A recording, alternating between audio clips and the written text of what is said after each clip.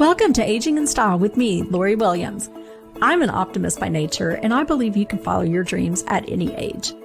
My grandmother's journey with dementia ignited a passion in me to work with seniors. I've spent the past 13 years learning about seniors and aging. In my mid-50s, I followed my own dream and founded my company, where I use my expertise to help seniors locate housing and resources. On this podcast, we cover all aspects of aging. Join us each week to meet senior living experts and inspirational seniors who are following their dreams. The fact is, we're all aging, so why not do it in style? Hi guys, welcome to today's podcast. So on today's show, our topic is tips on touring. So over the last few episodes, we've really talked about a lot of things that kind of lead up to touring. So in episode 21, we talked about red flags to look for during holiday visits. So those are the kind of things when you go home to visit your parents or senior loved ones that maybe you're noticing that they're not socializing like they should. They seem very lonely and depressed, or, maybe the house is not the way it normally was kept. So maybe there's just, some things going on. So be sure and go back and listen to that episode if you haven't listened already, because there's a lot of good tips on what to look for. So once you see, what's going on and maybe see, okay, there is an issue we need to look into. The next step is going to be touring. We also talked in episode 23 about how senior living is adapting to COVID, because at this time, when you think about senior living and touring, I guarantee you the question is coming up, well, what about with COVID? Can we go in and look, or, is it okay still to move in? We get all those questions every day. And yes, there are so many protocols in place that it is safe to go to senior living. But yes, there are people that do get COVID in senior living, unfortunately, but they may have gotten COVID going to the grocery store. So it's kind of one of those things, you kind of have to weigh what's going on with them. If they're home, isolated, lonely, depressed, maybe disoriented, you could leave them in that situation, but they're going to do better in the senior community where they're going to have nutritious meals. There's going to be socialization. They're going to have someone to make sure they're taking their medication, or, if they have dementia, that there's somewhere where they're safe and cared for. So just wanted to put that out there, that you have to weigh the benefits and what's happening with your senior loved one. Okay, so that said, in this episode, we're going to tie everything together. So you've gone home, you've seen mom and dad, notice that there's something going on, there is an issue, and let's talk about senior living. So you're not sure what they need. You don't know, do they need independent living? Do they need assisted living? Do they need memory care or residential care home? And all this is probably new to you. And you don't know the terminology and what's going to be the best fit. Plus, you throw into that there are so many independent living communities that maybe some offer 3 meals, some offer 2 meals. Again, what is going to be the right fit for their needs and the best fit for their budget? So our number one tip is to contact a local senior placement service. I cannot stress that enough, because I have run into so many people who have just spent so much time either, looking at the wrong type of place.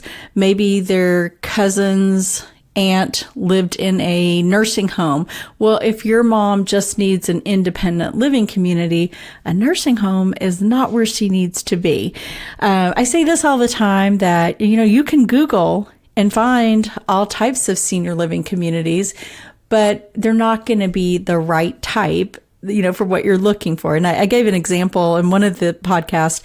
A gentleman I'm working with now, he just needed independent living. He needed a place where he could get 3 meals a day and have socialization. That's it.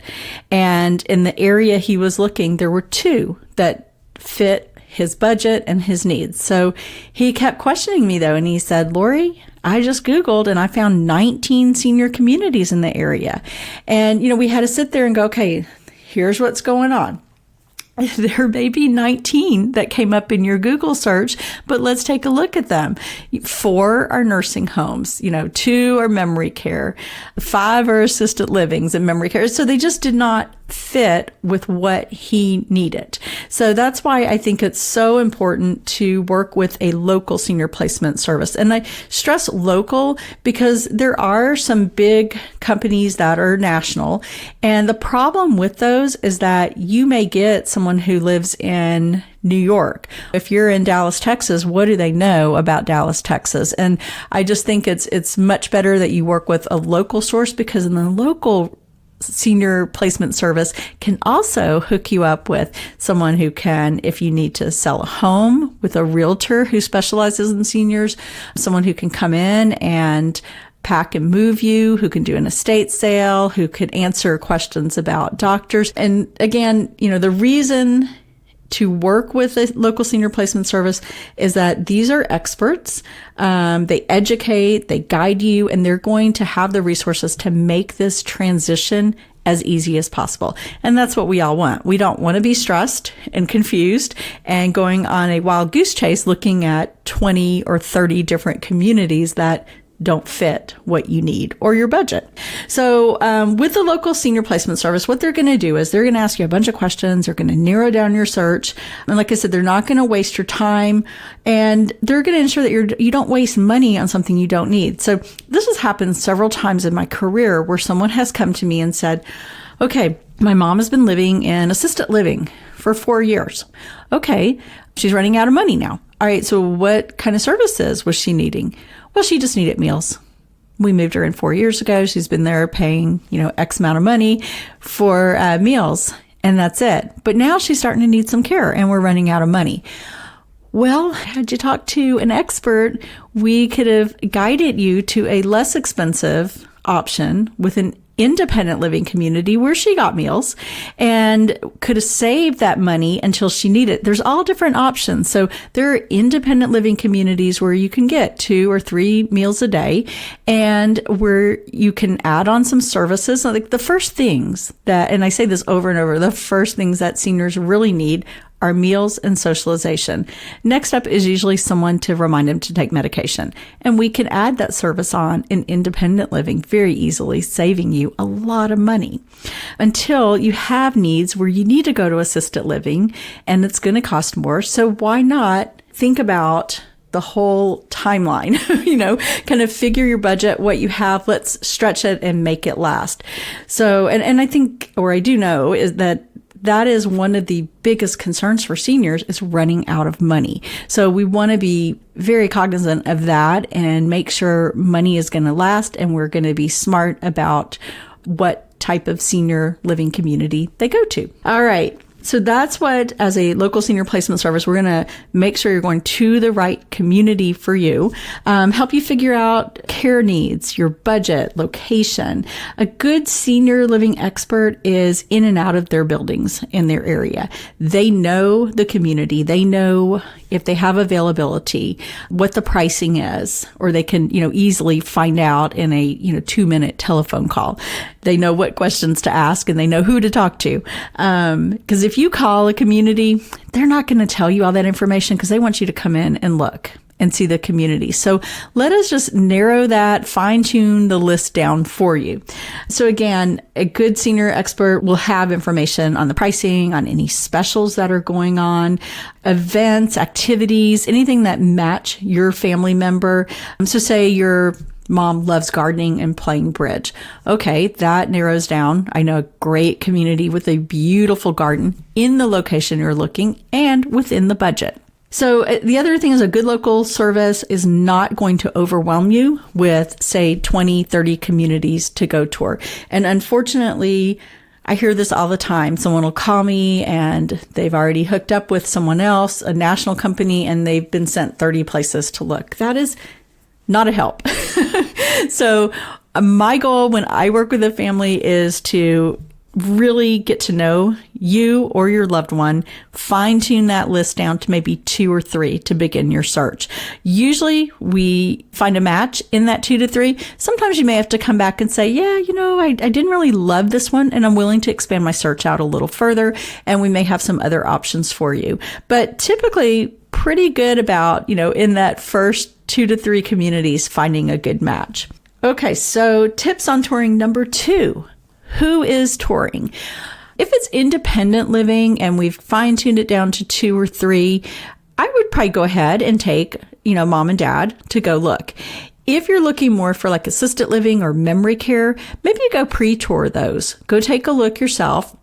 And then, fine tune it down to the top, probably like top 2 or top 1, and then take them. And the reason why is that if they do have some dementia, or just have a lot of mobility issues, it may be really hard for them to go in and tour. It may get confusing for them. If they have dementia, obviously you're making the decision for them. But if there's like a little bit of confusion, a little short-term memory loss, I think it's fine to have them included in the touring process as well. Just as long as you're not overwhelming and taking them to lots of community. So pre-touring and kind of narrowing it down makes a lot of sense.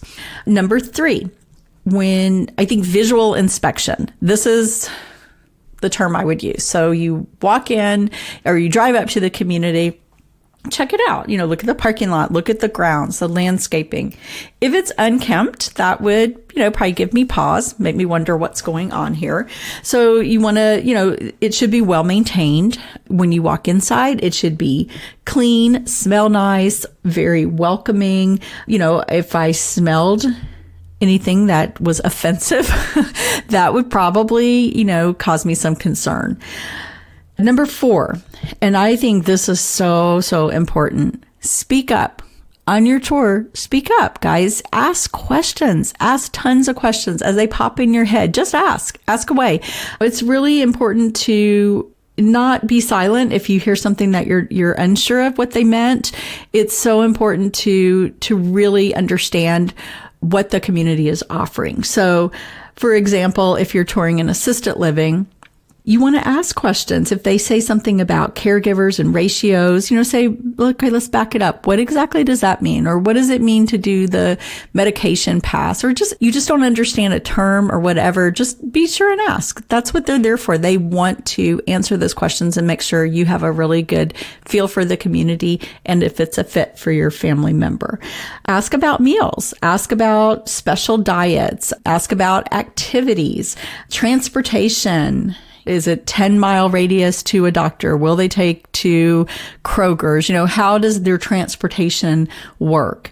And again, like I said, if it's assisted living or memory care, you're going to ask questions about care. So if mom is unable to walk, can they do a 1-person transfer or 2-person transfer? And those kind of things we do talk about as an advisor when we're coming up with a list of communities. But those are just some things that may come up as you're touring. Especially if maybe your mom has a neurological disease or something that is going to get worse over time. Maybe she can walk now, but down the road, what's going to happen if she needs more assistance? So those are the type of questions you should definitely be asking and just feel comfortable, because nobody wants to move into a community and then have to move out 6 months or a year later. I mean, the goal is to find a place that's a good fit where you can age in place. Okay, special note, right now during COVID, you will want to ask about their COVID policy. This is always changing, just the fun that it is with COVID right now. That was sarcasm. But many assisted livings are still doing virtual tours. So you may have to do a virtual tour and not be able to go in. So you're going to want to ask the questions like, what does it look like with visitation? Just have you had COVID cases? I mean, just ask those questions. Again, speak up, ask whatever's on your mind, and they will answer those questions for you. All right, tip number 5. Interact with all staff and residents. And what I mean by that, with the staff, it's really important to talk to everyone and meet everyone. So you want to meet the executive director. That is the person who is in charge of the building, managing everything. If there's a problem, that's who you want to talk to. When you're doing the tour, you're talking to the salesperson who is going to educate you on the building and help you make that decision. But once you're done with the salesperson, it's really, if you ever have an issue, it's the executive director who you will speak to. So you do want to meet them and see what they're like. They should be friendly. They should be courteous. So these are just kind of the things you're looking for. I would ask to meet the activities director. I think that's really important to talk to that person, because they're the one who's in charge of all the activities that are going on, events, games, the socialization piece that is so very important to seniors. Next up, talk to the chef. in most communities I've ever been in, actually in all communities, the chef loves to come and talk to you and talk about the food.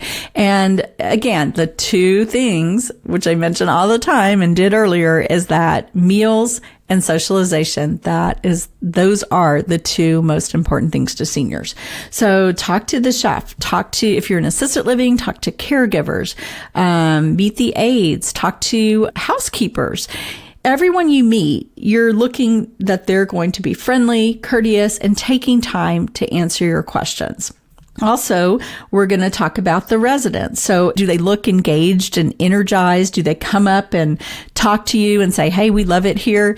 When I worked in a senior living community, I loved it when the seniors who lived there would come up and say something. And I had this one gentleman, I've talked about him before, Bob, who I absolutely adored. And he was this kind of crusty old military guy, super fun guy. And of course, you never knew what he was going to say. I used to call him dirty old man because he always told dirty jokes. But he was quite a character and very entertaining. But he would see me on a tour with a prospective resident, and he would always come up and he would say, this is a great community. This is why I moved here, because my wife passed away. I was lonely by myself. I moved here and I've made great friends.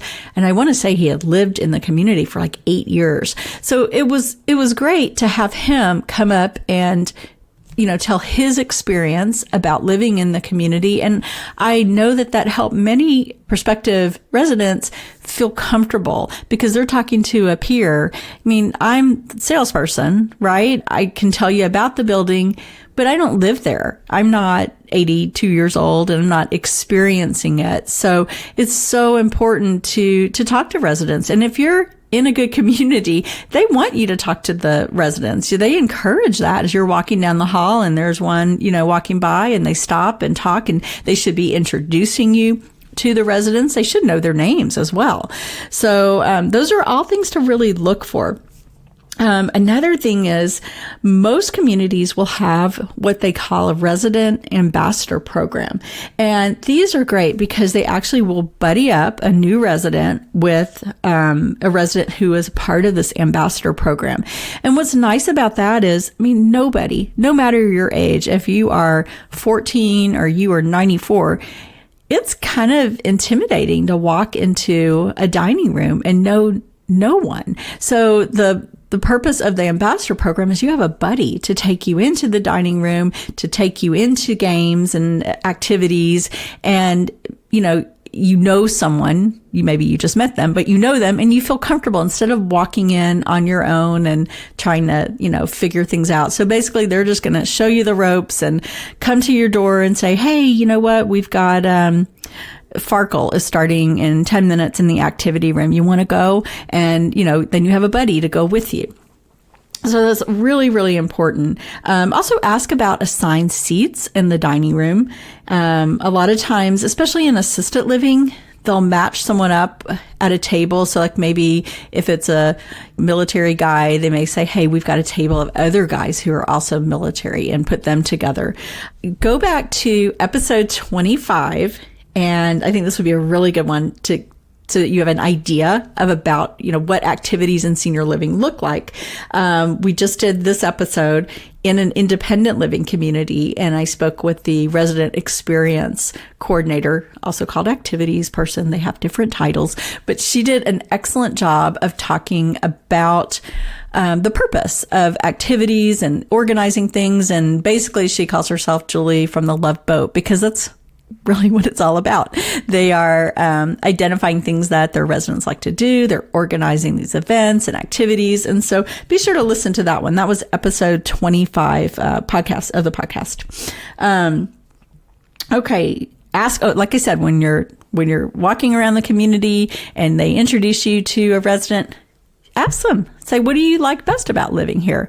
Ask them questions, get their feedback. Number 6. Tips on touring. Taste the food. Again, important to our seniors are meals. And you want to taste the food and, make sure it's, up to par, something that they're going to enjoy. So have a meal in the dining room. They encourage you to do that. Now, I will say with COVID, it's a little trickier, especially in the assisted living communities. But in independent living, most of them right now are doing where you can come and have a meal. I've always suggested to come at lunchtime because that's the biggest meal, and that's when most seniors come out to the dining room. It's usually full, but it does two things. One, you get to try the food and have the experience, how they order, or their menus, how they're working it. And then also it lets you see a good idea of who the residents are, what they're like, the ones who live in this community, and if it feels like a fit. So that's super important. Taste the food, see the residents, gives you a good feel for the community, and, and ask the chef, and this is usually when you get to meet the chef too, but ask the chef about alternative menus. Like if you don't like what's being served for lunch, can you get something else? Usually they have an alternative menu. So you could get a hamburger, you could get a salad or a baked potato and chicken breast. But this is a good idea to really ask those questions. And this is a great opportunity. You're sitting there in the dining room, so you can ask all those questions. Number 7, really, really important. After touring, so you've gone there, you've visited the communities. I would suggest taking notes. Also, they're going to give you flyers and different things about the community. When you get back home, speak with your senior placement advisor. I love it, and I encourage my families I work with to call me, or I will call them. I know when they're touring. So if they're touring, 10 a.m. on a Monday morning, I'm going to give them a call that afternoon and say, okay, how did it go? What did you think? Give me your feedback. And that's so important because you may have questions that you didn't think of when you were there. You may have visited, 2 or 3 communities, and now you're like, well, I let's see which community do I like best? And it's good to have someone who's a sounding board and kind of can talk that through with you and help you narrow that down. Number 8, and this is the last tip on touring, and it's just really simple. Go with your gut. Just go with which community felt right, which one felt comfortable. And I use this example all the time with people. So personally, my husband and I have bought 3 homes, and every time we would go looking for a house, we'd walk in like, okay, this one's nice. We like this, but we always knew all 3 times we walked into the one that we're like, this is it. This is the one. So it's kind of like that. You walk into a community and, it's pretty, it's nice, but not really the right one. Then you walk into one that you're like, yes, this is it. I can see living here. This feels comfortable. This feels like me. And I always like to caution people, especially the adult children, when you're looking at communities, think of your parents, what they're comfortable with, because sometimes, especially if they're in their late 80s or 90s, maybe the big fancy modern contemporary ones aren't their style. Maybe for you, I walk in, I like modern and contemporary, and I would totally be down for that. But maybe, your 94-year-old mom really likes a chintz, floral covered couch, and that just makes her feel comfortable. And that's okay. So that's the beauty of senior living is there's options out there. There's some older communities, which are lovely. There are the brand new communities, which are lovely. Again, it's just going to come down to your gut feeling and personal preference, just what feels right to you or to your loved one. So having worked in senior living for almost 14 years, as I have, both working in a community and as a senior placement advisor, I really, of all these tips, the best tip that I can give you is just to reach out to an expert. An expert can save you so much time and money, as I said, with the case of, moving into a community like an assisted living when maybe the person really just needed an independent living. So I think it's really smart to speak with a local senior placement service. If you're in the Dallas-Fort Worth area and you're ready to begin your search, please contact me through my website. I am happy to educate you and, hold your hand through this process and help you find the right community for yourself or your family member. And if you would like a PDF of these 8 tips that we've discussed, please go to my website. It's loriwilliams-seniorservices.com. And also be sure and go back and listen to the podcast that I mentioned. So episode 21, talking about the red flags to look for when you're home visiting. And number 23, when we talked about how senior living is adapting to COVID. I think that's really important because a lot of people have questions about that.